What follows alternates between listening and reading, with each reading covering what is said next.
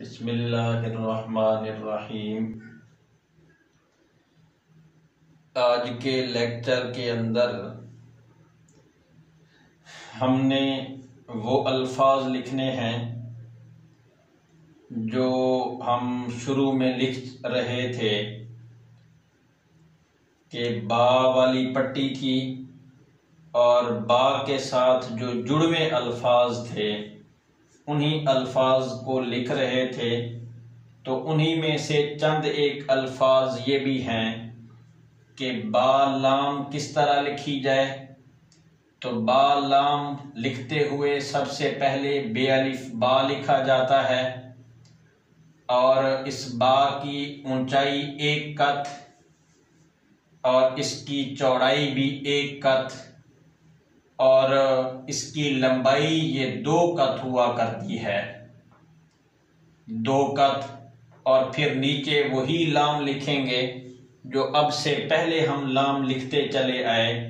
तो लाम का तरीका ये था कि ऊपर वाला हिस्सा इसका 3 कत का हुआ करता है और नीचे वाला हिस्सा ये 4 कत का हुआ करता है और इससे नीचे वाला हिस्सा ये 2 कत का। तो इसी एतबार से हमारी ये बा और लाम ये मुकम्मल होगी। फिर इसके बाद दूसरा लफ्ज बा और नून ये लिखते हुए ये जो इस बा को लिखेंगे ये 1 कत की लंबाई पर होगी और फिर इसके नीचे जो नून लिखेंगे वो नून इसी तरह जिस तरह हमने लाम में लिखा कि नून का ऊपर वाला हिस्सा 3 कत का और नीचे वाला हिस्सा इसका 4 कत का और उससे नीचे वाला हिस्सा ये 2 कत का हुआ करता है। और फिर इसके बाद हमने बा लिखी जो शुरू में मद लिखा था, सेम उसी तरह मद लिखेंगे और उसके नीचे एक नुक्ता लगा देंगे। तो इस एतबार से हम यूं जुड़वे लफ्ज लिखेंगे। फिर इसके बाद ये बा और फा हमने लिखी। तो ये बा और फा लिखते हुए ये 2 कत का अलिफ लिखेंगे, 2 कत का अलिफ लिखेंगे और फिर इसके बाद फा लिखेंगे और फा के का जो सर बनाएंगे उसके दरमियान 1 कत का फासला होगा जो गुलाई है इसकी। और फिर उससे आगे ये 4 कत की ये फा हुआ करती है और 1 कत यहां लगा दें तो ये 5 कत की बा जो हमने शुरू में अल्फाज सीखे थे, फा भी लिखी थी। तो ये फा के दरमियान में फासला 4 कत का होगा।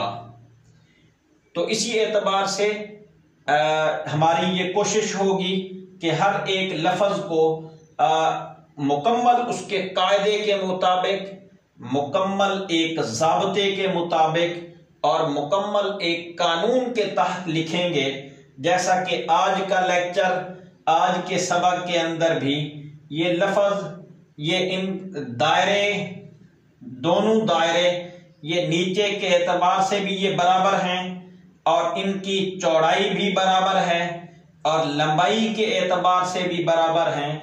तो हमारी ये कोशिश होगी कि सारे अल्फाज यानी जो गोल दायरे हैं वो इसी एतबार से लिखे जाएंगे।